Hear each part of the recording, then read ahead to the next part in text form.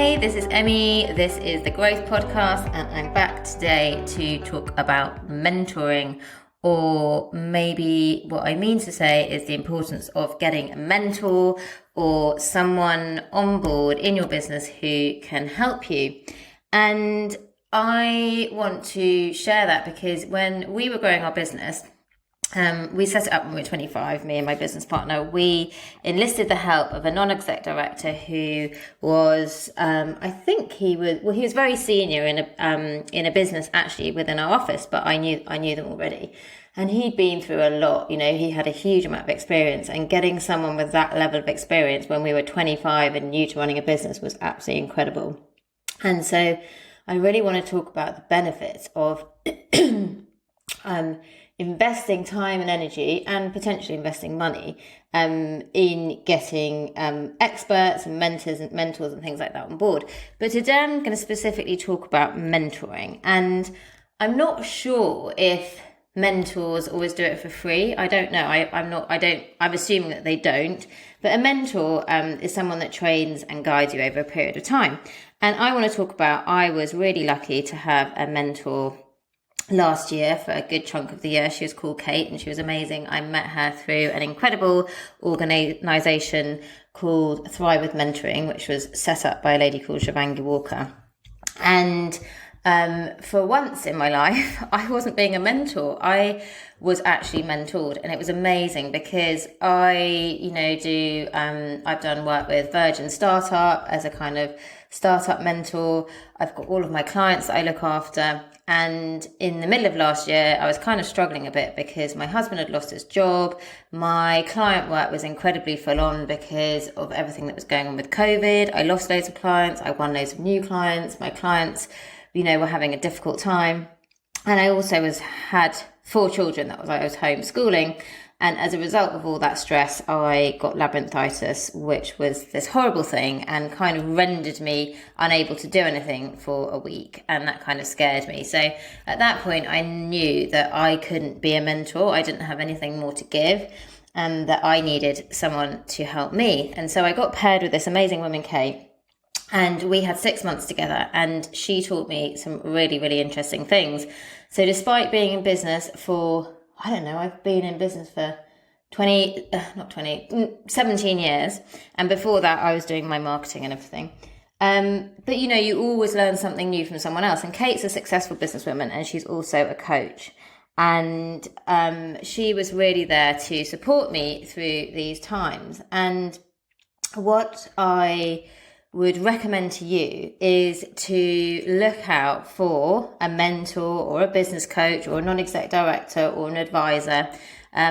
So sometimes you pay those people, sometimes you don't pay those people. It all depends on the relationship and where you find them.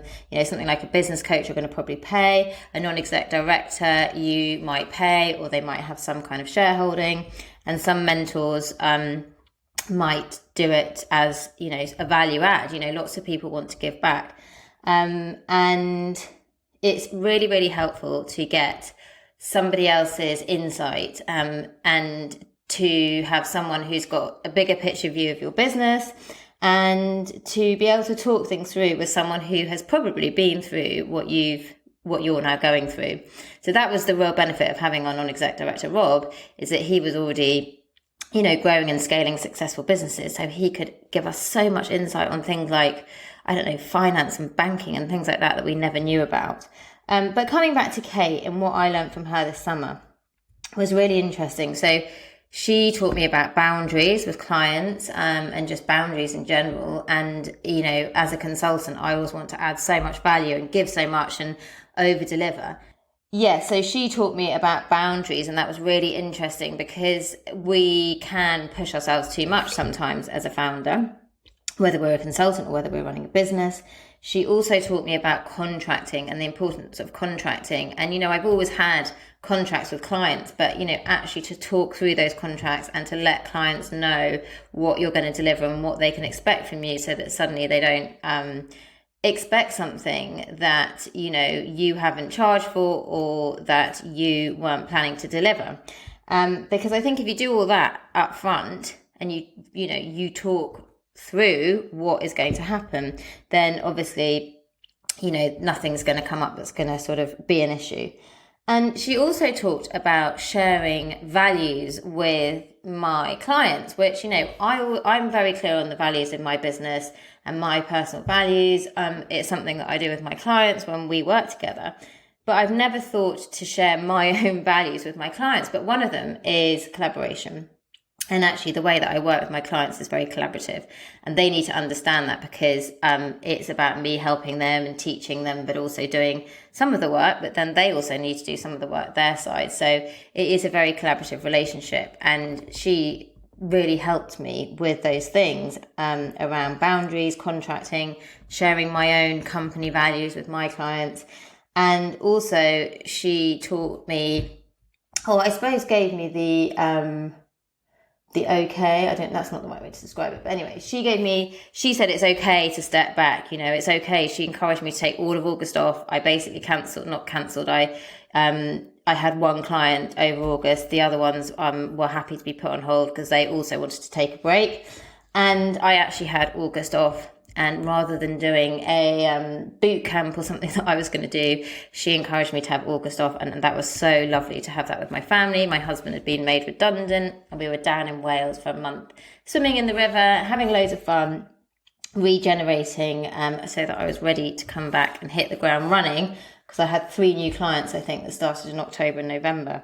So I would encourage you to have a think about, what help do you need in your business? Where are you lacking skills or expertise? Can you go and find a mentor who can help you with those things? Maybe it's time to start thinking about non-exec director if your business is scaling and you're getting better. It was one of the best things that we did. It's also worth reaching out for help to anyone, whether that be a business coach or an advisor, or maybe you've even got a friend, or someone who is an expert in a particular area, and you can see if you can just pick their brains or have a one-to-one or do something so that you can better understand where you're struggling. So today, my call to action would be invest in yourself, whether that's time, energy, money. Invest in your own personal development, and remember that there's lots of people out there that have done this before, and an external person helping you with your business can be amazing. And I'll also talk in another episode about the power of networking and peer support. But I really believe that having someone like a mentor is fantastic, and I want to say thank you to Kate as well for being an amazing mentor to me for last year. Catch you soon. Bye.